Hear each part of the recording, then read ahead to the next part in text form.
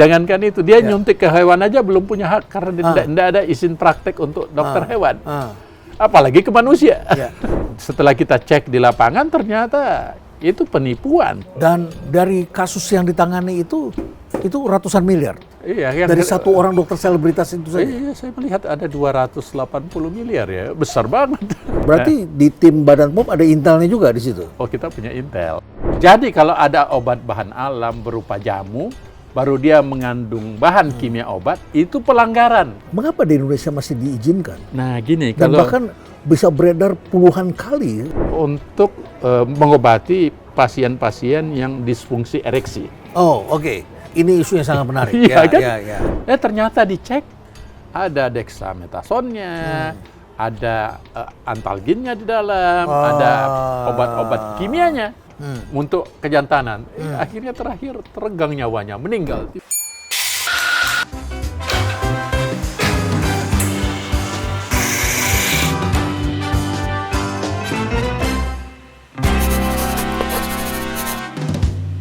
Selamat datang di Cafe Berisi, Prof. Taruna Ikrar. Selamat bertemu kembali. Sudah lama kita nggak ketemu. Ya. Sudah lama. Kapan terakhir ya? Cukup lama sudah ya. Lumayan lama ya. Sekarang menjadi Kepala Badan POM dan urusannya menarik. Benar. Ya. Saya juga merasakan awalnya saya berpikir menjadi Kepala Badan POM itu urusannya administratif, tukang stempel. Ternyata sangat luas. Wilayah kewenangan dan tugas kami. Kalau kita bicara Badan POM itu ada dua undang-undang tentang kesehatan nomor 17 dan undang-undang nomor 18 tentang pangan. Turunan dari undang-undang itu ada peraturan pemerintah yang berhubungan kesehatan nomor 28 dan yang nomor 1 yang berhubungan dengan pangan. Dan itu di summary oleh Peraturan Presiden nomor 80 tahun 2017. Peraturan Presiden itu, posisi Badan POM itu sangat tegas. Dia punya kewenangan pre dan post market. Pre dan post market. Artinya, mulai dari riset development sampai dengan manufacturing, terus izin edar, terus distributor, ekspor dan impornya, itu pre. Terus setelah sampai ke masyarakat mulai dari vigilance-nya, surveillance-nya, kemudian edukasinya, termasuk fase mulai dari apa yang kita sebut dengan hak untuk penindakan, berupa penyitaan, memusnahkan, kemudian hukuman administrasi, hukuman sosial, hingga pro justisia berupa hukuman kurungan ada di Badan POM. Makanya ada direktorat cegah tangkal, ada direktorat penyidikan, ada direktorat cyber, dan ada deputi penindakannya. Jadi itu yang saya melihat bahwa Badan POM ini adalah sebuah regulator. Dan sebagai posisi regulator berdasarkan Peraturan Presiden nomor 80 itu, di pasal 46 ayat A-nya, Kepala Badan POM itu bertanggung jawab langsung ke Presiden, serta memberikan laporan secara periodik. Jadi ini lembaga negara ya, langsung di bawah Presiden, setingkat setara dengan Menteri, KL gitu ya. Baik, di era Prof. Taruna ini marak kita lihat industri berubah. Betul. Ya? Sekarang perdagangan pun ke online. Pemesanan barang ke online. Betul. Kemudian orang jualannya online. Betul. Ya? Dan kemudian juga UMKM menjadi marak sekali. Marak sekali. Dunia online. Dan bisa viral dalam waktu seketika. Betul. Bahkan kemudian buzzernya banyak. Banyak. Betul. Apa yang menarik, yang menantang dari pekerjaan Badan POM hari yang ini? Apa yang paling berbeda dibandingkan era sebelumnya? Yang paling menantang dibanding era sebelumnya, tentu kita paham bahwa era kepemimpinan saya di Badan POM adalah era post-COVID-19. Post-pandemic. Kemudian yang berbeda lagi, challenge-nya adalah era digital, menyebabkan pelaku usaha itu tumbuh sangat suburnya, melebihi yang menurut kuantifikasi apa yang kita hitung bahwa biasakan pertumbuhan ekonomi kita targetnya misalnya 5,5% ke atas. Nah, kemudian tahun ini kita lihat 5,26%. kan? Nah, tapi target Bapak Presiden kan 8%. Tapi di industri yang dibawa kami itu 12% tumbuhnya. Oh, tumbuhnya 12%. Oke. Apa artinya? Itu indikator rata-rata 5%, kita 12%.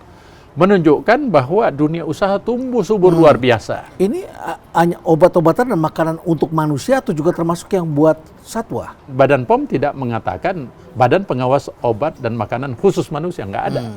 Jadi dengan demikian tentu termasuk di dalamnya. Termasuk di dalamnya. Oke, sekarang kita lihat yang lagi marak belakangan ini. Waduh, ya. Kita lihat dulu ya. Yang marak. Kosmetik. Betul-betul luar biasa kosmetik ini. Kalau kita hitung dari segi apa yang terlihat di data kami, karena kan kami sudah 1 tahun lebih memimpin Badan POM. Kita melihat kalau berbicara nomor izin edar kosmetik saja, jadi nomor izinnya bukan produknya. Satu produk bisa jutaan sampai ratusan juta produknya. Tetapi jenisnya itu ditentukan oleh nomor izin edar. Sampai dengan hari ini itu sudah 420.000 nomor izin edar jenis produk khusus untuk kosmetik aja. Banyak sekali. Kosmetik saja 420.000. Iya. Kalau kita melihat pasarnya, dulu kosmetik itu hanya kebutuhan sekunder. Ya. Ternyata sekarang menjadi kebutuhan primer. Termasuk di desa-desa. Termasuk di desa-desa. Orang desa sudah mulai pakai skincare. Iya, skincare. Jadi kesimpulannya, karena ini kebutuhan primer, jumlah penduduk kita menurut Badan Statistik sudah 290 juta lebih. Ya. Berarti penggunanya itu sekitar itu, karena memang kosmetik. 1 banding sekitar 700. 1 banding 700. 700 orang, 1 jenis produk. Iya. Dulu kan biasanya kosmetik itu spesial untuk ibu-ibu atau anak-anak gadis sebelum sekarang pergi orang laki juga. Sekarang orang tua juga, bahkan laki-laki juga. Laki-laki ya. Contohnya saya pakai skincare. Saya pakai pelembab minimal kalau saya keluar rumah. Iya kan, itu bagian dari kosmetik. Jadi rasanya kurang nyaman kalau tanpa ada skincare untuk pantas ini mulus begini. Iya. Kepala Badan POM harus mengkonsumsi apa yang dikeluarkan izinnya. Apa yang dikeluarkan izinnya kan. Jadi kalau dari segi ekonominya, potensi pasar kita itu sebetulnya adalah sekitar 20 miliar US dollar setiap tahun. Oh, besar sekali. 20 miliar. Besar sekali. Berarti kalau dirupiahkan dikali 18.000 lah. Ini itu keseluruhan kosmetik. Kosmetik saja. Kosmetik saja. Jadi sekitar hampir 360 triliun kan setiap tahun untuk kosmetik saja. Tapi yang tahun ini itu cuma 180 triliun dari pasar yang kita serap. Artinya masih ada space peluang bisnis lagi sekitar 180 triliun yang belum digarap. Jadi dengan hitungan ini yang saya mau katakan khusus kosmetik saja pertumbuhannya banyak sekali. Uang masih besar. Uang masih besar peluangnya. Mulai dari body butter, hand body lotion, skincare, lipstick, kemudian sunscreen dan sebagainya itu termasuk di dalamnya lipstick dan seterusnya dan sabun-sabun yang spesial ya. Mana yang lebih besar, produk asing atau dalam negeri? Dalam industri. Nah, saya melihat kalau dari 400.000 lebih nomor izin edar itu, memang kita lihat sebetulnya masih mayoritas produk dalam negeri. Dalam negeri? Ya, di atas 60, hampir 70% produk dalam negeri. Produk impor itu ada 30%. Dari segi nomor izin edar ya. Nomor. Kalau volume atau sebagainya? Kalau volume kita salah satu hitungan kami lebih besar sebetulnya yang impor dalam hal menggunakan pangsa pasar ini. Di situ menunjukkan kekuatan brand mereka. Brand dan itu distribusi. Di situ melihat kecenderungan pasar rakyat kita itu menggunakan branding yang berasal dari impor. Nah, berarti tentu kita perlu juga bagaimana menumbuhkan produk dalam negeri. Ya. Baik, ini juga menarik sekali karena juga ada kasus-kasusnya. Oh, banyak sekali. Prof. Taruna sempat bukan banyak, tapi banyak sekali. Banyak sekali ya. Apa kasus yang paling menonjol? Kalau saya melihat kasus dari pengawasan ini, apakah yang dijual secara digital maupun secara offline, pertama itu adalah masalah yang tertinggi yang hubungannya dengan ilegal. Import maupun buatan dalam negeri? Nah, itu mayoritas impor ini. Oh, mayoritas impor. Kalau yang melanggar yang karena tidak ada nomor izin edar ini yang impor. Nah, kemudian yang kedua, yang berhubungan dengan masalah berikutnya adalah masalah sudah expire. Itu problem kedua. Dia punya nomor izin edar, tapi sudah lewat masa kadaluarsanya. Masih dijual. Itu kan pelanggaran. Nah, kemudian yang ketiga, masalah yang berikutnya, overclaim. Overclaim. Dia misalnya tidak seharusnya untuk itu hanya penggunaan hanya sekedar supaya melapisi. Ini dengan kosmetik ya? Kosmetik. Tetapi ternyata dia klaimnya di situ bisa memuluskan, bisa mengobati jerawat. Itu kan over. Iya ya. Itu yang ketiga dari problem yang marak ini. Nah, kemudian yang keempat, selain itu biasanya tidak sesuai peruntukannya. Misalnya kosmetik yang dipergunakan untuk obat. Iya kan, karena juga sebagian dari kosmetik disebut dengan obat estetik, tapi dijualnya secara bebas, itu melanggar peraturan. Itu mayoritas keempat penyebab untuk khusus kosmetik pelanggarannya. Dan kalau kita lihat di sosial media dari 2023,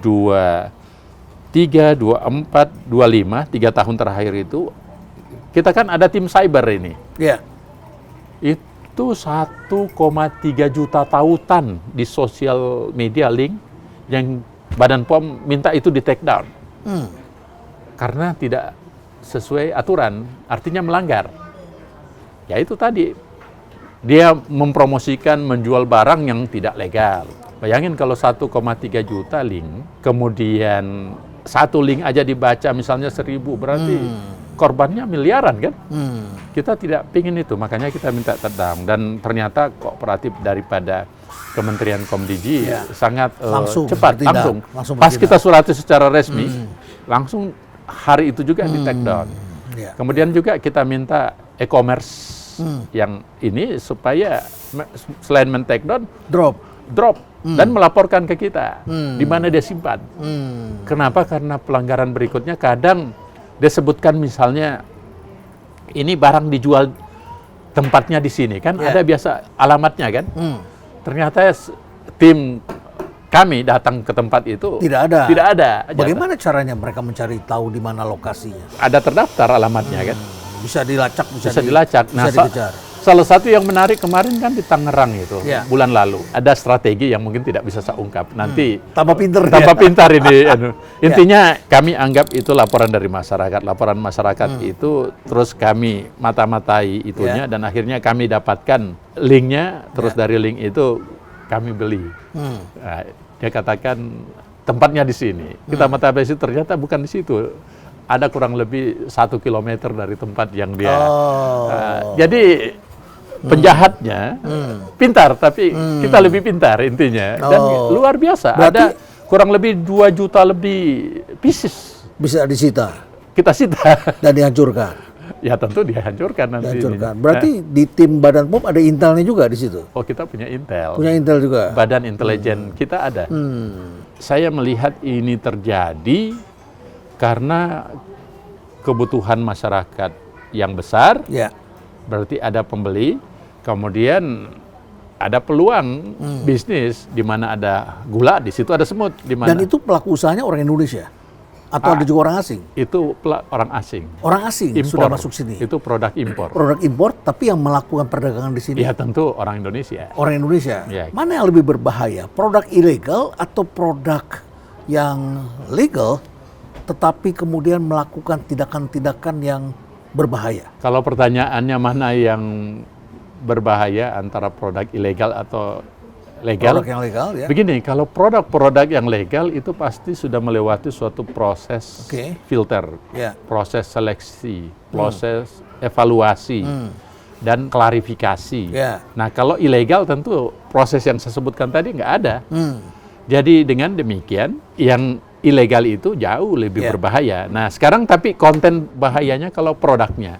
Tentu kan apakah itu produk obat, apakah itu produk kosmetik, produk makanan, suplemen, atau alat kesehatan, atau vaksin misalnya, itu ada masing-masing tingkat bahayanya itu dalam konteks terhadap kesehatan kita, itu tergantung. Kan obat itu misalnya, kalau obat, ada obat bebas, ada obat bebas terbatas, ada obat keras, dan ada obat yang sangat restriktif. Ada 4 tahap.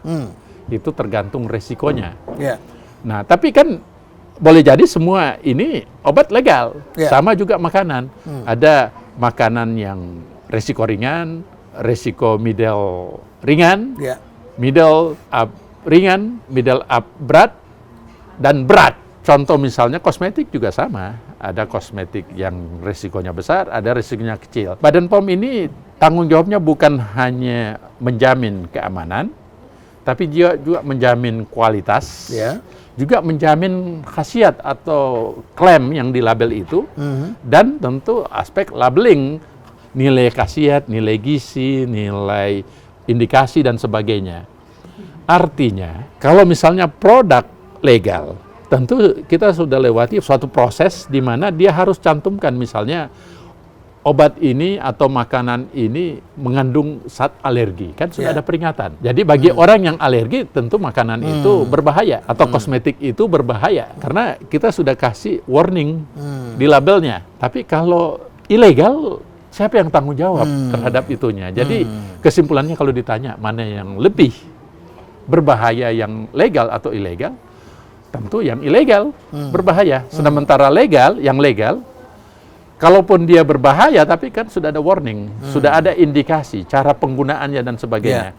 Kalau misalnya orang sakit jantung, di situ di restriktif ditulis bahwa ini khusus untuk penderita jantung, iya kan?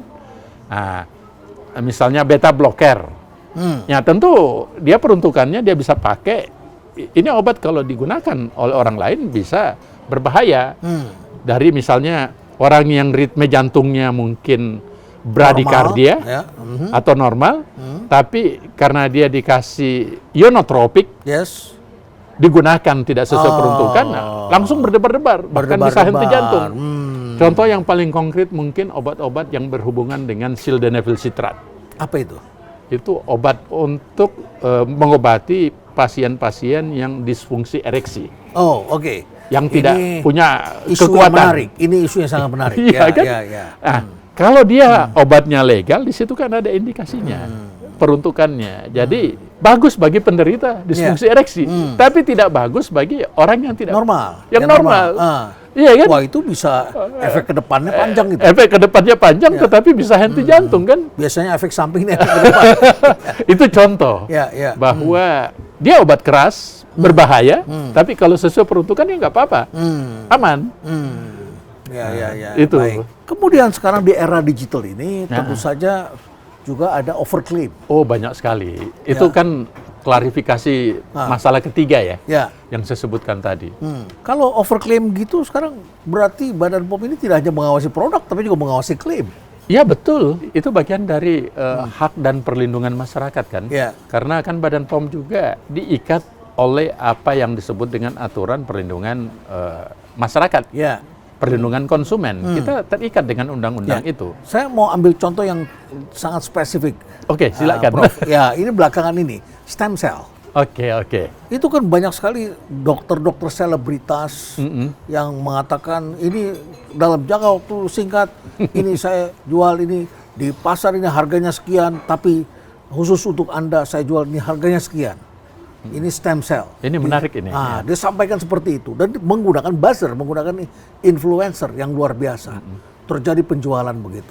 Padahal barangkali yang disampaikan ini bukan stem cell barangkali. Boleh jadi. Ya bukan stem cell karena penggunaannya bisa dikonsumsi atau bagaimana lah begitu. Iya, kalau stem cell nggak mungkin dimakan. Nggak mungkin dimakan satu. Yang kedua barangkali jumlah selnya tidak betul. Sesuai atau barangkali pembuatan selnya. Betul. Kan juga ada tuh satu yang di daerah di Jawa Tengah itu. Oh iya, kami sudah tindaki itu. Sudah tindak, tapi kan buka lagi katanya. Nah, kita akan bertindak tegas. Lagi. Katanya dari keahliannya pun juga tidak sesuai katanya. Iya, dia dokter hewan kok. Dokter hewan. Jangankan itu, dia nyuntik ke hewan aja belum punya hak karena tidak ada izin praktek untuk dokter hewan. Apalagi ke manusia. Ya. Problem seperti ini kan seringkali mereka didukung oleh testimoni. Betul. Dan testimoni itu kadang-kadang ada orang-orang kuat di belakangnya. Dan seringkali testimoni ini adalah diberikan oleh orang-orang yang merasa ada efek placebo-nya. Efek placebo. Bisa placebo, bisa juga dalam waktu singkat dia merasa ada kemajuan. Walaupun bukti klinis, uji klinisnya tidak ada. Tidak ada. Ya. Saya kira ini salah satu hal yang baru di mana dibawa ke kepemimpinan saya betul-betul perhatikan. Karena kita sudah bahkan buatkan aturannya. Kan dalam Undang-Undang Kesehatan di pasal 436 bahwa barang siapa yang mengedarkan, menjual, mendistribusikan, bahkan menggunakan produk kefarmasian yang dibawa standar, maka kepadanya bisa dihukum. Hukumannya 12 tahun penjara atau denda 5 miliar per jenis. Iya kan? Nah, itu undang-undang kesehatan. Dan di pasal berikutnya, penugasan ini ditugaskan ke Badan POM. Atas landasan itulah, maka Badan POM membuat peraturan baru. Khusus yang berhubungan dengan stem cell. Yang waktu itu saya tanda tangani tahun lalu, yang kita sebut dengan peraturan Badan POM sebagai penjelmaan dari undang-undang itu, yaitu tentang standar dan penggunaan serta distribusi yang berhubungan dengan Advanced Therapeutic Medicinal Product, ATMP. Sudah ada peraturannya sebagai penjelmaan dari aturan undang-undang. Nah, di situ kami tegas bagaimana produk sel yang sesuai dengan standar, bagaimana produk sel yang prosesnya melebihi minimal, termasuk yang sifatnya autologus dari diri sendiri, atau yang allogenik yang merupakan transfer dari sel orang lain. Itu kita sudah ada dalam aturan itu. Nah, tentu berdasarkan aturan yang sudah ada itu, kami tegas melaksanakan, dan salah satu penindakan kami yang di Jawa Tengah itu memang menjadi atensi kami. Ya, kebetulan saya ahli di bidang ini, jadi saya ngerti betul mana yang cuma overclaim, mana terjadi fraud, mana yang kebetulan benar. Karena kita nggak bisa pungkiri bahwa produk-produk biologi ini bagian dari produk biologi. Itu berkembang luar biasa. Tetapi kita tidak ingin terjadi di situ penipuan. Karena kan ada hak konsumen untuk mendapatkan produk yang sesuai dengan standar. Apalagi di situ ada aspek emosional yang ditawarkan. Aspek emosional, aspek ini misalnya dia tawarkan bisa awet muda, bisa punya efek depan, bisa macam-macam. Dan gila-gilaan ternyata kita dapatkan di lapangan, dia bisa minta kepada pasiennya jualnya dari ratusan juta hingga miliaran. Setelah kita cek di lapangan, ternyata itu penipuan. Isi tidak sesuai dengan apa yang dijanjikan. Contoh, dia katakan dia suntikan sel. Yang dia suntikan ternyata cuma vitamin. Itu kan penipuan kan? Bahkan di antara, kenapa kita punya ketahui seperti ini? Karena konsumen melapor ke Badan POM. Ada yang habis menggunakan terapi sel ini muncul gatal-gatal di tubuhnya. Ada yang habis disuntik bahkan muncul kanker. Ada bahkan yang sudah meninggal. Bahkan ada yang laporan kami, ada yang habis disuntikkan stem cell, beberapa saat kemudian terjadi clot atau obstruksi di saluran pembuluh darah, meninggal. Ini tentu kami sebagai pengawas obat dan makanan tidak boleh tinggal diam melihat kenyataan ini. Nah, apa yang dilakukan Badan POM? mengeluarkan aturan sebagai penjelmaan undang-undang, dan berdasarkan aturan itu kami bertindak. Dan kami sekarang janji akan rapikan ini. Kami rapikan. Baik, Prof, di sini kopinya enak. Nah, kasih dong kita kopi. Dari tadi nih ngobrol nih saya lupa menawarkan kopi karena asiknya bicara tentang pengawasan. Kita pesan kopi. Prof Taruna, kopi hitam atau kopi latte? Kopi latte dong. Kopi latte ya. Dan less sugar ya? Less sugar. Less sugar. Less sugar. Saya americano ya. Wah, kalau americano kopi hitam, lebih kopi hitam. Ya, baik ya. Prof Taruna, kita kembali lagi tadi soal kosmetik dan stem cell ya. Dan ini juga ada di kedua bidang itu melibatkan dokter-dokter selebritas. Benar. Ya begitu ya, dokter selebritas. Kita nggak tahu bagaimana dia pernah praktek atau tidak, tapi kan punya gelar dokter kan. Iya. Dan sebetulnya kan sudah ada ketentuannya, dokter tidak boleh kan untuk promosi menggunakan label-label kedokterannya. Iya, kan? Karena ada kan sumpahnya. Ada sumpahnya. Di sumpah 4 dari dokter itu nggak bisa mempromosikan dia. Apalagi dia pakai jubahnya dan sebagainya. Nggak bisa begitu ya. Tapi kan menimbulkan kepercayaan publik, apalagi mereka pandai berkomunikasi dan bahkan berseteru dengan sesama dokter belakangan ini. Iya, saya dengar itu. Kita amati itu. Apa yang dilakukan oleh Badan POM saat itu? Saya dengar mereka sempat dipanggil oleh Badan POM. Apakah ada? Tentu. Kami panggil. Yang berseteru itu? Yang berseteru itu. Kita panggil. Sejumlah pihak itu? Sejumlah pihak kita panggil. Ya tentu karena sesuai tupoksi kita lebih banyak pada kontennya. Produk apa yang kamu suntikan? Kenapa klaimnya seperti ini? Evidence base-nya bagaimana, dan seterusnya. Dan salah satu produk-produk dokter tersebut, dulu ada nomor izin edarnya, misalnya dia promosikan, melaporkan sebagai kosmetik ke kita. Nah, salah satu ciri kosmetik itu tidak ada penyuntikan, tidak ada intervensi, dia cukup dipakai di luar. Itu kosmetik? Ternyata di belakang layar, dia ada juga produk yang sejenis, tapi yang disuntikan. Itu kan sudah melanggar aturan. Nah, kami cabut izinnya. Dan kami permasalahkan. Tentu domain untuk hal-hal itu Deputi Bidang Penindakan dan Direktur Penyidikan melaksanakan tugasnya.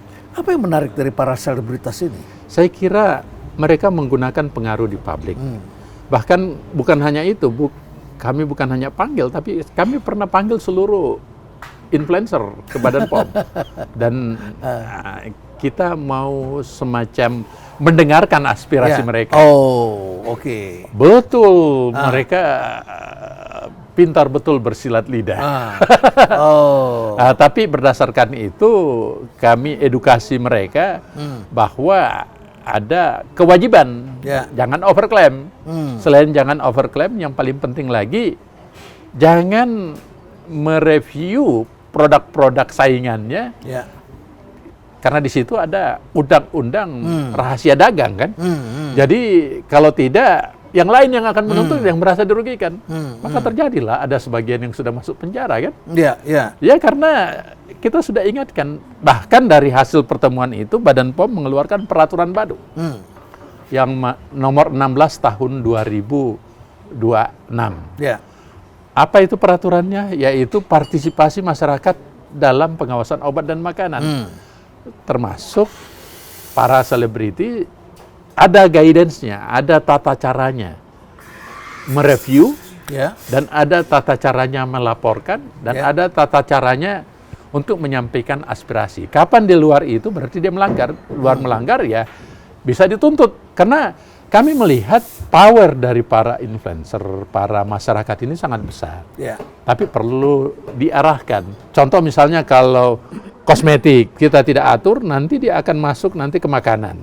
Dari makanan dia masuk ke obat. Sangat berbahaya sekali kalau saling menjelek-jelekkan antara satu produsen dengan produsen lain, dan satu produsen overclaim dibanding yang lain. Tapi bukankah saling menjelekkan itu juga perang di antara mereka bisa sekaligus juga membuka kedok lawannya? Bisa kemudian menjadi bahan juga bagi kita sebagai alat kontrol. Oleh karena itu, maka kami buatkan kanalnya.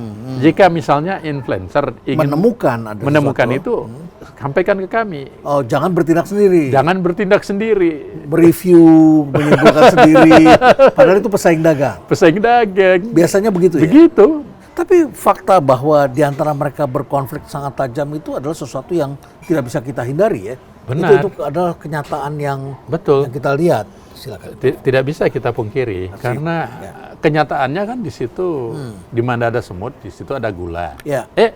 Di mana ada gula di situ ada semut. Karena di situ marketnya besar. Marketnya besar. Dan dari kasus yang ditangani itu ratusan miliar mereka melakukan penipuannya. Ratusan miliar. Ratusan miliar. Iya. Dari satu orang dokter selebritas itu saja. Iya, saya melihat ada 280 miliar ya, besar banget. Dari satu orang saja. Iya. Jadi tentunya ini sangat besar dan kita mengerti tentu kita berikanlah kepada yang berwenang ya. Tentu Badan POM sebagai lembaga negara harus berdiri objektif sesuai aturan. Yeah. Kita nggak bisa ditarik ke kiri, nggak bisa ditarik ke kanan. Itu komitmen kami dari awal. Tapi ini menjadi merisaukan karena melibatkan label pekerjaan sebagai dokter. Nah itu, makanya kami berkoordinasi dengan Konsil Kedokteran. Khususnya MKDKI, Majelis Disiplin Kedokteran Indonesia, untuk melakukan penindakan-penindakan. Ternyata sebagian yang overclaim itu nomor izin prakteknya nggak ada. Oh, jadi bagaimana mau ditindak? Mau dicabut izin prakteknya nggak? Memang mereka tidak berizin. Iya. Lalu juga yang ramai juga diberitakan ini adalah mengenai sesuatu yang emosional kan? Iya, ya. Betul sekali. Obat pelangsing. Wah, atau ini. klaim pelangsing. Saya coba ini nih, terus kemudian saya jadi langsing nih, sekarang saya jadi ini. Terus masuklah buzzer berikutnya. Oh iya benar-benar, mereka sudah mau orkestrasi sedemikian rupa. Iya betul. Jadi begini, kalau berdasarkan standarnya Badan POM, yang berhubungan dengan obat pelangsing atau suplemen pelangsing, itu kita sudah atur klaimnya sesuai dengan standar evidence base-nya. Artinya kalau dia mau buat klaim bahwa obat ini atau suplemen ini bisa melangsingkan tubuh, dia harus buktikan. Kalau obat tentu harus memiliki uji klinis yang membuktikan bahwa itu menurunkan berat badan. Kan begitu. Kalau suplemen dia at least dia memiliki referensi. Referensi apa? Berdasarkan logik. Misalnya kita tahu salah satu penyebab orang berat badannya meningkat karena kelebihan lemak. Kelebihan lemak dalam konteks ini, apakah suplemen misalnya vitamin khusus ini memiliki reaksi kimia secara referensial, evidence based, yang bisa mempercepat proses memecahkan energi, memecahkan lemak tadi supaya itu harus ada bukti ilmiahnya. Kalau tidak ada bukti ilmiahnya nggak boleh. Dia sebutkan itu. Bahkan ada yang biasanya obat untuk diabetes. Itu dipromosikan untuk pelangsing. Ya kita panggil, bahkan kita lakukan menyetop distributornya. Badan POM hukum distributornya itu dengan mencabut izin distribusinya. Itu cara kami menghukum karena dia sudah mempromosikan tidak sesuai dengan aturan dan mengklaim tidak sesuai aturan. Bukankah itu bisa juga menurunkan gula darah dan kemudian bisa membuat orang jadi langsing? Tentu menurunkan gula darah, tapi kan klaimnya harus dibuktikan. Bahwa dia bisa jadi langsing. Bisa langsing dan aman bagi kesehatan. Aman. Oleh karena itu kami baru-baru ini mengesahkan salah satu produk yang bisa memang berfungsi diabetes karena dia punya kerja GLP-1, dia punya efek lain dengan kandungan yang mengandung GIP. GIP itu adalah salah satu reaksi berdasarkan uji klinis bisa secara signifikan menurunkan berat badan. Nah berdasarkan itulah maka klaim ini dan indikasi ini kami sahkan. Kami sahkan, tetapi kita tahu obat ini, produk ini ada efek sampingnya. Kita indikasikan boleh jadi pelangsing, tapi harus diresepkan oleh ahlinya. Ahlinya itu apa? Dokter ahli gizi atau ahli penyakit dalam. Supaya indikasinya tepat. Karena tidak semua orang berat badannya mungkin sama besar, tapi penyebabnya beda-beda. Penyebabnya beda-beda. Bisa karena memang penyakit, bisa karena memang cuma kelebihan makan, bisa juga mungkin karena faktor stres. Ya tentu pengobatannya beda, jangan digeneralisasi. Makanya kita memerlukan memerlukan dokter di situ untuk kita konsultasi. Tapi kan sekarang orang banyak bisa bertanya pada AI. Tidak perlu ke dokter, kita bisa melakukan self-diagnosis. Diagnosis sendiri, bertanya pada AI. Ini kira-kira bisa nggak? Walaupun AI-nya menjawab, maaf saya tidak bisa memberikan diagnosa mendalam, datangi para ahli segala macam. Tapi didesak terus kan, ditanya-tanya, kalau ini cocoknya buat apa, ini bisa begini. Akhirnya disimpulkan sendiri kan. Nah ini yang menarik ini dengan AI. Saya melihat Prof itu salah satu tantangan kita sekarang ini, bukan hanya digital, yang masif sosial media, tetapi AI ini juga peluang tetapi tantangan. Karena sesuatu yang salah saja lewat artificial intelligence dia bisa merubah gambar menjadi kelihatan benar. Jadi itu di entertain dengan sangat ini. Jadi dan bisa juga diganti orangnya, wajahnya siapa. Itu bahaya tokoh sekali. Terkenal yang kira-kira ini dan dianggapnya persuasif. Begitu. Iya, saya sudah menuntut itu. Saya sudah buat laporan. Ada yang menggunakan wajah saya cuma mengatakan selamat atas pembukaan universitas, dirubah seolah-olah Kepala Badan POM mempromosikan merek tertentu, mempromosikan obat tertentu. Itu kan bahaya. Jadi kalau saya gitu saya minta juga meresmikan kafe ini begitu ya. Nanti pakai AI kita rubah. Bahaya AI-nya. Jadi itu tantangan, challenge bagi kami. Sebagai pengawas obat dan makanan. Nah, ini juga yang emosional. Tadi kita sudah bahas sedikit mengenai obat-obatan yang terkait dengan kejantanan. Itu juga menarik. Apa yang terjadi sebetulnya belakangan ini? Nah, saya melihat begini. Salah satu hal yang sangat menarik. Karena sambil kopi ini. Karena ini bagus sekali tulisannya. Ini anak-anak biasa membuat seperti ini. Enak ya. Makasih, Bro. Ini bukan mempromosi, memang enak kok, bukan overclaim ya. Nah, kita perlu ngajak teman-teman kita nih sini ya. Ngopi ke sini ya. Kalau bilang enak boleh dong kepala badan bilang enak. Kenyataannya realitasnya seperti itu. Realitasnya enak. Baik. Jadi obat kejantanan begini.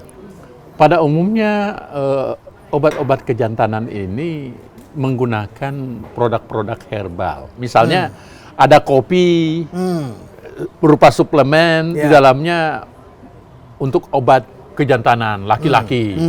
Terus ada obat herbal untuk meningkatkan daya tahan tubuh. Ini bisa memperkuat kejantanan. Ternyata dalam pengamatan kami turun ke lapangan, betul merek yang sudah dapat Badan POM-nya ada tulis. Tapi setelah itu kita tes, kita lihat isinya. Ternyata mengandung obat kuat. Obat bahan kimia yang terkenal itu, yang terkenal kayak Viagra, dia punya ada isinya di dalam. Dia tumbuk-tumbuk, dia hancurkan, dicampur. Kan ini bahaya. Jadi benar ada efeknya. Ada efeknya cepat. Kemudian yang paling laku itu biasanya juga obat untuk pegelinu, untuk menghilangkan capek. Ternyata dicek ada dexamethasonnya, ada antalginnya di dalam, ada obat-obat kimianya. Nah, disinilah masalahnya. Bukan obat herbalnya, tetapi yang masalahnya adalah bahan kimia obat. Kita tahu kalau misalnya obat dalam memproduksi itu takarannya, dosisnya, peruntukannya, kan kita betul-betul perhatikan. Nah, tapi kalau dia dibuatnya di rumah terus dicampur-campur, dosisnya kan kita tidak tahu. Apalagi obat-obat ini tidak bisa dipakai dalam waktu lama. Nah, kalau itu mengandung gitu, makanya ada sebagian korban. Dia menggunakan, wah ini cuma kopi, minum untuk kejantanan. Akhirnya terakhir teregang nyawanya, meninggal, tiba-tiba jantungnya berdetak, meninggal. Padahal obat alam. Kenapa? Karena ternyata obat bahan alam ini mengandung obat kimia. Dan obat kimia itu takarannya, dosisnya, aturannya harus saklek. Dan itulah perlu resep dokter di situ. Itu obat kimianya. Jadi kalau ada obat bahan alam berupa jamu, baru dia mengandung bahan kimia obat, itu pelanggaran. Dan kita tidak main-main. Ada kasus misalnya di Jawa Barat, ada di Jawa Timur, termasuk di Jakarta, kita tindaki. Dan kita umumkan ke publik supaya lain kali jangan lagi ada yang gunakan. Lalu kemudian juga ada soal kemasan. Kita ketahui di berbagai negara kemasan botol plastik itu sudah tidak boleh lagi mengandung BPA. Mengapa di Indonesia masih diizinkan? Nah gini, khususnya yang berhubungan dengan air minum dalam kemasan. Kita sudah ada aturannya. Termasuk berapa kemampuan percepatan bisphenol A ini beredar. Bahkan kita sekarang menuju kepada yang mikroplastik, bukan hanya bisphenol, tapi mikroplastik. Jadi perlindungan masyarakat kita aspirasi dari lembaga konsumen masyarakat, dari berbagai stakeholder, termasuk dari gabungan pengusaha makanan minuman. Dalam kemasan kita sudah mintai dan kita sudah keluarkan peraturannya. Dan peraturannya itu tentu tidak bisa konyong-konyong hari ini diputuskan harus dilaksanakan. Tapi kita punya grace period. Jadi aturan itu saya tanda tanganin di tahun ini, masa grace periodnya 2 tahun. Dan kita akan atur berapa maksimal dan berapa kali digunakan. Boleh dia berputar begitu? Berputar, iya. Nah tentu ini proses sekarang adalah perundangannya sudah selesai, karena sudah tercatat. Kenapa nggak dilarang aja sekalian? Kan di negara lain banyak yang sudah melarang. Ya, tentu itu bagian dari kompromi dari pelaku usaha. Kita tidak bisa sekonyong-konyong, karena di situ kan ada kemampuan, ada produksi ekonomi, ada tempat makan dan lahannya orang. Jadi secara bertahap kita sudah arahkan supaya penggantian kemasan, kalaupun kemasannya itu sumbernya kita sudah atur. Jadi sudah dijelas itu di dalam peraturan Badan POM yang nomor 6 tahun 2026. Dan Badan POM menyadari bahwa itu satu masalah yang harus segera diatasi. Kita juga sudah berkomunikasi dengar pendapat dengan Komisi 9, bahkan dengan Komisi 6 dan Komisi 7 DPR RI. Jadi kita atensi besar. Saya ingin bertanya tentang sesuatu yang juga ditemukan oleh teman-teman yang polisi. Ini penting nih. Apa itu? Polisi menemukan belakangan ini dalam demo tertentu yang agak anarkis. Selalu ditemukan dalam saku pendemo itu tramadol ya. Itu obat-obat tertentu yang dilarang. Anti nyeri sehingga ini kan ilegal. Dan untuk para pendemo itu sedemikian rupa sehingga kalau mereka kena pukulan atau kena lemparan tidak merasa sakit. Saya mau sebutkan dulu, ini obat ini kan ada kurang lebih 7 jenis obat-obat tertentu yang diatur secara ketat oleh Badan POM. Apa itu? Tramadol, kemudian trihexylphenidil, kemudian ketamin, bifenhin, dan seterusnya. Nah, obat-obat ini tidak bisa didapatkan tanpa resep dokter. Kenapa? Karena obat ini dibutuhkan oleh masyarakat. Dengan pemberian tramadol menyebabkan rasa nyeri itu terhambat. Itu bagus. Dibutuhkan banyak orang yang khususnya penderita nyeri kronis. Tetapi dia menyebabkan ketergantungan psikologis. Dia menyebabkan kemampuan daya analisisnya menurun. Sehingga dan itu dikehendaki oleh para bohir. Empatinya tidak ada. Empati tidak ada. Sehingga kemudian menjadi merusak, membakar. Membakar. Bahkan kadang karena empatinya sudah tidak ada, kadang seharusnya dia bisa pukulin orangnya bisa sampai meninggal, dia tidak punya rasa empati bahwa ini nyawa yang harus dijaga. Lalu juga ada lagi obat Parkinson. Ada obat Heximer yang kemudian juga ditemukan ketika ditemukan ada pemerkosa yang menggunakan itu. Itu masuk obat-obat tertentu yang M7 yang disebutkan. Apa itu efeknya dan kenapa bisa efeknya begini, selain efek dia merasakan mungkin gairah, semangat, tetapi empati rasanya sebagai manusia, tanggung jawab itu hilang, termasuk bisa digunakan untuk makar menggunakan untuk kepentingan tertentu yang merusak stabilitas personal kita. Kami dapat kasus beberapa bulan yang lalu. Apa yang menarik? Yang kejadiannya khususnya di Jawa Tengah, Semarang, dan Bandung. Kami lakukan penindakan bersama tim PPNS kami bersama dengan kepolisian. Itu kurang lebih kami temukan 1,6 miliar kapsul. Ditambah ada produk yang jumlahnya bahan bakunya itu bisa dibuat menjadi 4 miliar. Ini baru kan itu bisa. Berarti ada permintaannya sebetulnya. Ada permintaan sangat tinggi. Taruhlah 5 miliar kapsul. Satu kapsul paling murah itu 20.000 rupiah. Tapi kalau orang sudah mengalami ketergantungan psikologi, berapapun dia beli. Dia beli, 50.000 pun dia beli. Jadi kalau 20.000 kali berapa miliar tadi? Kali 5 miliar, itu kan 100 triliun. Kita mampu selesaikan bersama dengan tim kami.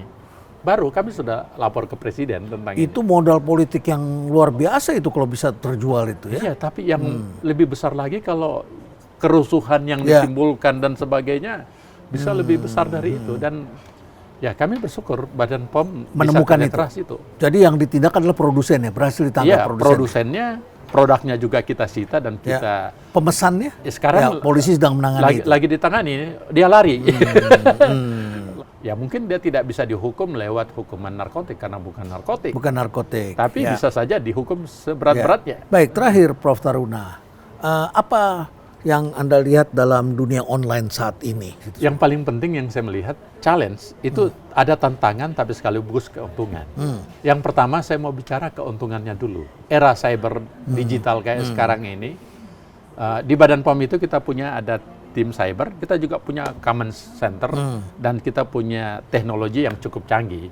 Dengan modal seperti ini, kiprah, peran, dan tanggung jawab Badan POM semakin muncul terlihat di masyarakat. Itu aspek positif dari kelembagaan. Nah, tapi tentu tantangannya tidak kecil, karena di situ ada pengaruh modal, di situ ada keuntungan berupa finansial yang sangat besar, ratusan triliun, ditambah ada yang lebih spesifik lagi. Kejahatan lintas negeri itu semakin mudah dilakukan. Kalau polisi ada namanya Interpol, kalau Badan POM ada yang namanya inspection lintas negara. Kita punya inspektorat yang berhubungan dengan inspeksi ini, kita sudah kerjasama dengan berbagai negara. Negara-negara ASEAN kita sudah lakukan kerjasama, jadi kalau penjahatnya dari negara lain, kita bisa notice ke mereka. Hukum itu penjualmu yang dari Singapura, penjualmu yang dari Malaysia. Dan yang paling penting lagi yang seperti ini, Badan POM luar biasa. Karena kita sudah mendapat namanya WLA. Apa itu WLA? WLA itu singkatan dari WHO Listed Authority. Nah, apa kelebihannya Badan POM mendapatkan ini? Ini kita adalah negara berkembang pertama yang dapat WLA. Dan digabung dengan negara maju, cuma ada 10 regulator. Artinya apa? Reputasi, standar, dan pengakuan dunia terhadap kapabilitas standar regulatori di Indonesia sudah selevel mereka dengan negara-negara yang lain, maju itu. Negara maju. Baik, Prof. Taruna, selamat bekerja. Semakin menantang dalam memajukan industri obat dan makanan, sekaligus juga memberikan rasa aman bagi masyarakat dan bagi bangsa, ya. Dan saya menyebutnya sekarang kita masuki era multiple micro disruptions. Inilah era, di sini ada attention economy. Kita berebut perhatian. Dan disitulah digunakan algoritma, lalu kemudian ada data disruptions, lalu kemudian ada hal-hal yang terkait dengan disrupsi lain-lainnya yang bersifat sangat mikro. Dan tentu saja ini menjadi satu topik tersendiri. Dan disitulah regulator sekarang bertarung. Bagaimana membangun industri sementara dalam situasi dunia yang sangat berbeda dengan konsumen dan pelaku usaha yang juga hidup dalam satu ekosistem yang sangat besar tentunya. Stay relevant.